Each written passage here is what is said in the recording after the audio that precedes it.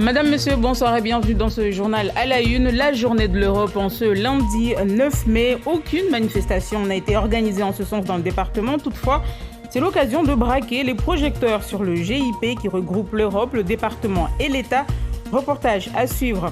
Les gérants des structures hôtelières à Mayotte ont le sourire. La fréquentation des différents établissements serait en hausse comparée à il y a 2 ans. Toutefois, il faut placer les chiffres et les choses dans leur contexte. Pour certains, nous verrons cela dans ce journal. Et puis, accompagner les familles dans leur projet Habitat, cela fait partie des vocations de Solia.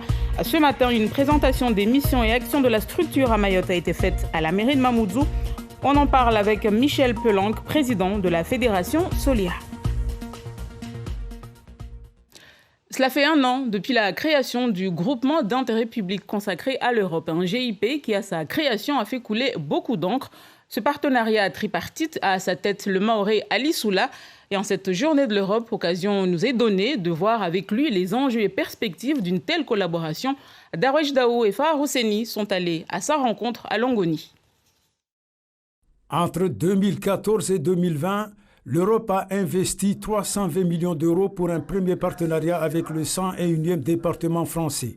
Jusqu'ici, tout était exclusivement géré par l'État. Mais depuis le 6 avril 2021, le mariage a été bien acté et les fonds européens pour Mayotte sont gérés ici par le groupement d'intérêt public.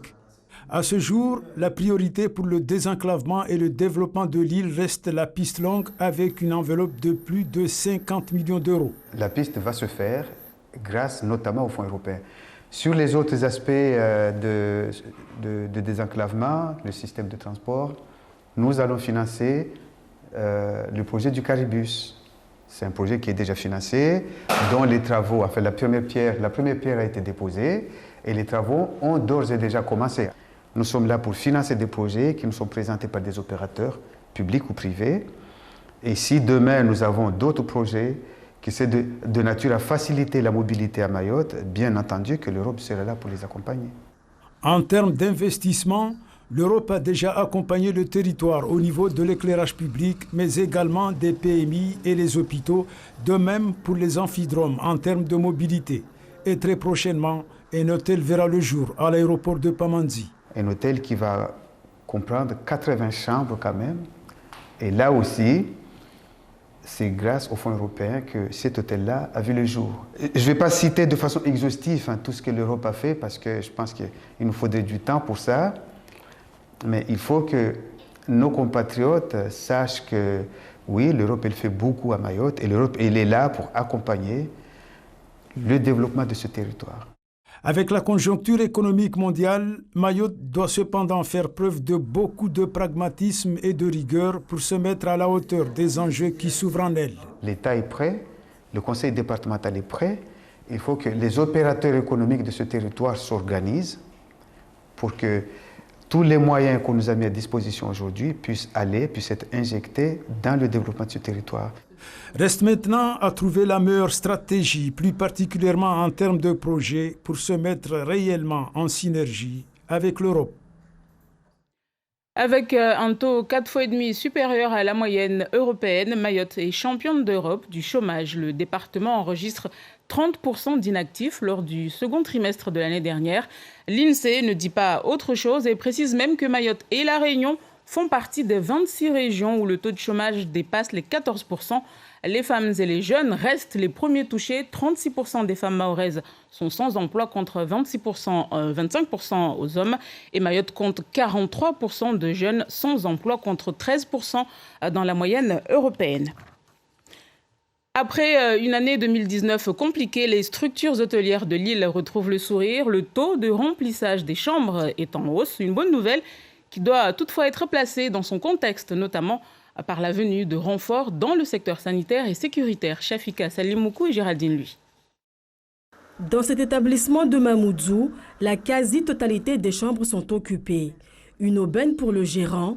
Cependant, il se montre moins enthousiaste par cette hausse de fréquentation. La clientèle qui vient pour des missions diligentées par la préfecture, surtout de sécurité, je répète, et surtout des questions de santé, représente plus de 90% de notre clientèle dans l'ensemble, je veux dire, des hôtels, sauf bien sûr ceux qui se trouvent en bord de mer, qui sont plus propices à avoir une clientèle de tourisme, même s'ils n'ont pas des taux d'occupation extraordinaires.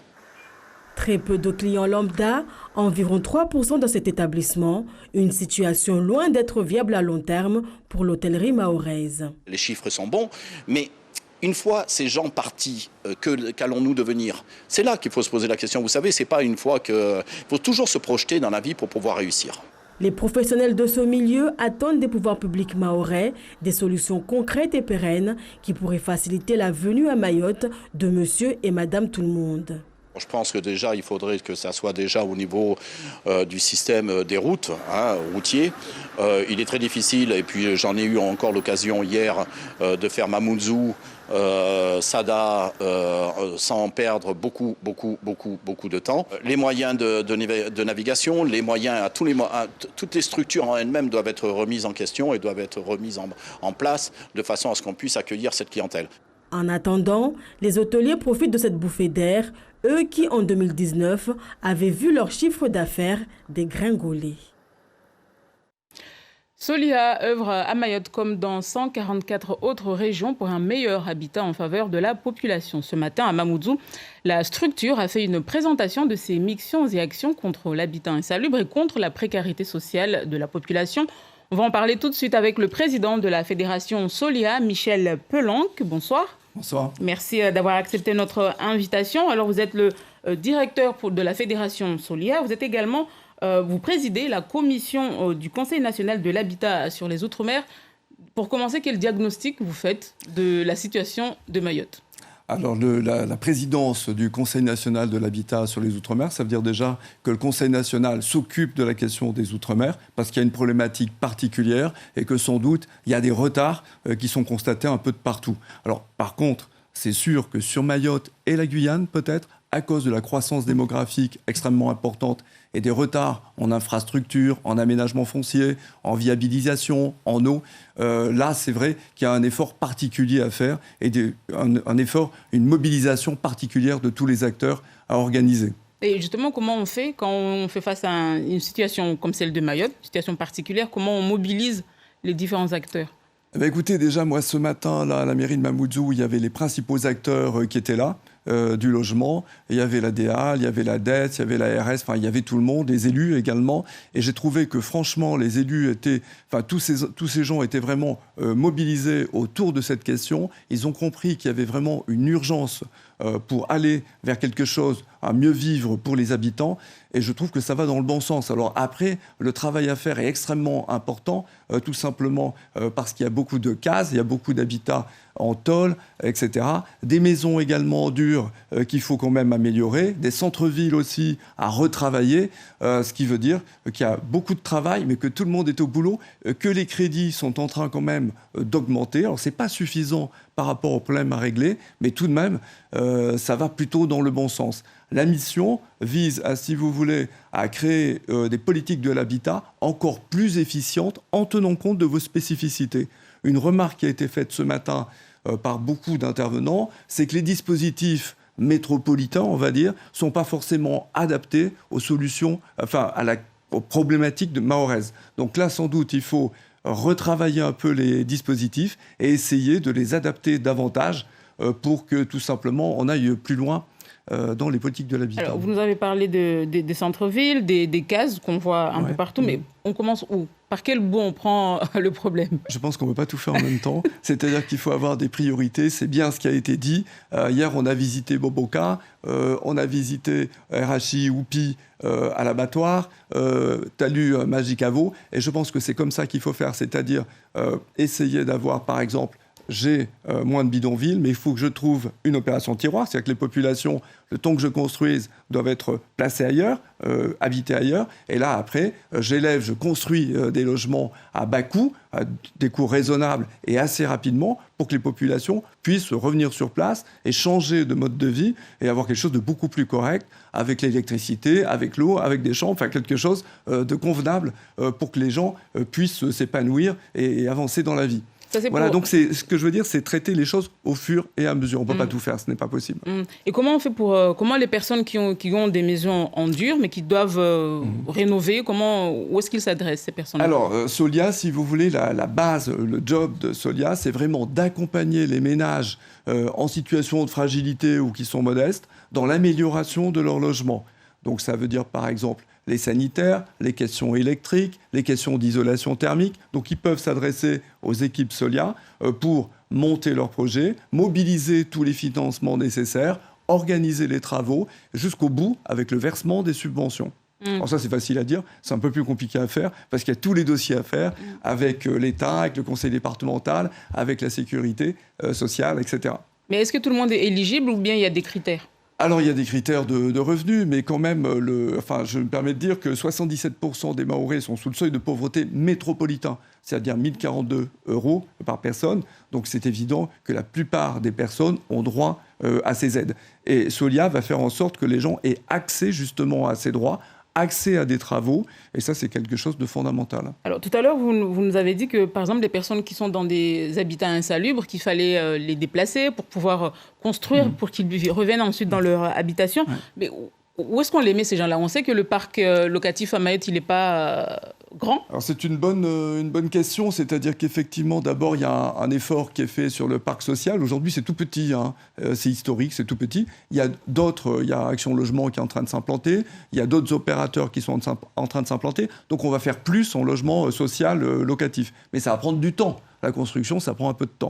Et après, vous avez une possibilité de mobiliser le parc privé à des fins locatives. Le problème du parc privé aujourd'hui, c'est qu'on le connaît mal, on connaît mal les propriétaires bailleurs, donc il y a quelque chose à mettre en œuvre pour davantage connaître ce parc et permettre à ces logements d'être réhabilités avec une finalité sociale. Merci beaucoup Michel Pelanc. Je vous en prie. Je rappelle que vous êtes donc le directeur de la Fédération Solia. Merci à vous. Merci. Près de 13 ans après le drame, le procès contre la compagnie Yemenia s'est ouvert cet après-midi au tribunal judiciaire de Paris. Elle est poursuivie, je parle de la compagnie bien sûr, pour blessures et homicides involontaires. Ce crash a fait 152 victimes, dont 66 Français. Une seule personne a survécu à ce crash qui s'est produit dans la nuit du 29 au 30 juin 2009. Le vol assurait la liaison Paris-Moroni via le Yémen. Pour les 815 ayant droit des victimes, l'émotion est grande. Gervais Nietzsche, Mourad Bouretima. Ils sont environ une centaine de franco-comoriens rassemblés sur l'esplanade du palais de justice de Paris. Parmi eux, 60 membres de l'association des familles des victimes arrivés de Marseille après près de 14 heures de voyage en autocar. Sur leur visage, pas le moindre signe de fatigue, mais beaucoup de détermination. Après 13 ans d'attente, d'impatience, on est arrivé à notre objectif principal. L'objectif principal pour notre lutte, c'était d'arriver à ce procès qui va nous permettre d'établir la chaîne de responsabilité. Pour nous, c'est un grand jour. C'est l'aboutissement d'un combat. C'est le résultat d'un combat rude et impitoyable. Et je pense qu'on est fiers et nos morts aussi sont fiers du travail qu'on a fait. 13 ans, on dit déjà enfin que la vérité éclate. On attend que les responsables soient sanctionnés et qu'une justice juste pour nos familles et qu'on sache ce qui s'est passé réellement ce jour-là. Ramada Asdi a perdu ses 3 enfants et son épouse suite au crash de l'Airbus A310 de la Yemenia Airways dans la nuit du 29 au 30 juin 2009. Pour la première fois, il prend la parole publiquement pour mettre des mots sur sa douleur. Aujourd'hui, c'est la colère. Aujourd'hui, c'est la colère qui est en face. Au total, 560 parties civiles se sont constituées à l'ouverture du procès. Elles sont accompagnées par un collectif d'avocats. On attend de ce procès que la vérité soit établie, que cette catastrophe qui était annoncée et prévisible soit jugée, avec déjà un immense regret, c'est que la compagnie aérienne ne sera pas présente, il n'y aura personne pour être à cette audience, et ça génère de l'indignation, de la colère, parce que c'est vécu comme du mépris. Dans la salle d'audience, Baya Bakari, la seule survivante du crash, est bien présente. Son témoignage, prévu pour le 23 mai, est très attendu. Et la seule survivante, vous l'avez entendu, du drame, c'est Baya Bakari. Elle attend des réponses, tout comme les nombreuses familles des victimes restées aux Comores. On va écouter ces réactions recueillies par Ibrahim Youssouf. La vérité. Parce que ça fait déjà 13 ans, bientôt, le 29 juin prochain, ça va faire 13 ans. On est toujours dans la tristesse, on vit toujours dans la tristesse. Tristesse pour avoir perdu nos proches, mais tristesse aussi pour, jusqu'à aujourd'hui, n'avoir connu aucune vérité. Et pourtant, des enquêtes ont été menées, le procès a été engagé à Paris, malgré qu'il n'y a pas eu aux Comores, véritablement. Mais jusque-là, on ne connaît rien. Nous sommes devenus orphelins, doublement même orphelins. Orphelins de pouvoir de connaître la vérité, mais aussi orphelins de nos parents, de nos proches, amis et frères qui sont disparus. Pour moi, il y a des zones d'ombre. Donc c'est plus simple de dire qu'il y a eu erreur humaine. Certes, il y a eu erreur humaine, mais moi j'estime peut-être qu'il y a aussi des problèmes de moteur ou des problèmes de maintenance de cet avion. Il y a tellement d'enjeux industriels qui dépassent les familles des victimes, qui dépassent les Comores, que peut-être le plus simple, c'est de retenir l'erreur humaine, de dire que les pilotes n'ont pas fait les bons gestes, n'ont pas pris les bonnes décisions. Que moi aussi, j'estime que les pilotes n'ont pas pris les bonnes décisions, mais il y a aussi d'autres causes de cet accident. Et à noter que le procès doit durer jusqu'au 2 juin prochain. Parlons à présent de cette inquiétude née de l'ampleur sur les réseaux sociaux, notamment sur TikTok, d'un tout nouveau défi d'adolescents appelé le Labello Challenge. Il consiste à échanger un baiser pour deviner le goût du baume à lèvres que porte l'autre, mais l'affaire a pris une toute autre tournure. Anthony Joly, Djemila Mimouni et Martin Lavieille. Un nouveau défi, comme il en apparaît des dizaines chaque année sur les réseaux sociaux. Mais le dernier né est aussi absurde que dangereux. Il consiste à couper un morceau de son baume à lèvres dès que l'on se sent mal. Quand le tube est vide, les jeunes sont appelés à se faire du mal, jusqu'au suicide. Ces collégiens, interrogés ce matin, voient circuler ce genre de vidéos. J'ai une amie qui est venue m'en parler par message et qui m'a dit qu'elle le faisait aussi apparemment. J'en ai entendu parler et vraiment, j'ai pas envie de tester. C'est très dangereux, je sais même pas pourquoi ils l'ont fait d'ailleurs. Des dizaines de vidéos, musique angoissante à l'appui, sans que l'on sache toujours si l'intention de se faire du mal est réelle ou si ce n'est qu'une manière d'attirer les internautes sur son profil. Pour l'heure, aucune tentative de suicide liée au défi n'a été recensée. Vendredi, le ministère de l'Intérieur a posté ce message de prévention. Cette association de protection de l'enfance appelle les parents à se montrer vigilants, notamment si l'adolescent est vulnérable. Les plus fragiles seront peut-être les plus à risque de passer à l'acte parce que grâce à ce challenge, ils vont pouvoir dépasser justement leur mal-être. Donc l'idée, c'est de protéger les plus fragiles, de les dissuader de passer à l'acte avec ce challenge. Une cellule d'écoute joignable au 3018 est disponible pour les adolescents et les parents. Ces derniers jours, beaucoup de vidéos de prévention ont été postées sur le réseau social. Le défi va peut-être disparaître aussi vite qu'il est arrivé. Retour chez nous et clap de fin. Hier, des journées culturelles de Tingoni. Et pour finir en beauté, un concours sur la récitation du Coran était organisé. Une compétition qui a réuni de nombreux enfants. Et vous allez le voir, ils ont joué le jeu jusqu'au bout. Zaliata Ada Boudouri et Daniel Abdou. Feuilleter une dernière fois quelques pages du Coran avant de monter sur scène. Avoir les dernières recommandations du jury afin de savoir quelle partie réciter. Mais connaître son texte par cœur ne suffit pas. Je pense que je vais m'en sortir Mais si je ne m'en sors pas, ce ne sera pas grave, je pourrai toujours retenter l'année prochaine. Je me sens un peu stressé, mais ça va. Je vais faire de tout mon mieux pour réussir. Je me sens bien préparé. Je pense même que je sortirai presque, peut-être 3e ou 2e, mais je ne suis pas sûr. Le Coran contient 30 juz, c'est-à-dire 30 parties. Cette répartition du livre sacré permet une lecture facile. L'objectif, mémoriser les 660 pages en un mois. On donne aux élèves, surtout aux jeunes gens, de lire le Coran, le 30e juz, par cœur. Alors quand on psalmodie, il y a les fautes, comme les fautes techniques, on le fait les fautes, et on relève les fautes. Cet apprentissage du Coran par les djouz est particulièrement sollicité durant le mois de Ramadan, une période à laquelle la spiritualité est de mise. Et voilà qui met un terme à cette édition. Merci à vous de l'avoir suivi. L'information continue sur notre site lapremière.fr. Demain à 13h, Alda Ledi pourra vous informer. Nous on se retrouve dans quelques minutes pour le journal en maoré. Très belle soirée sur La Première.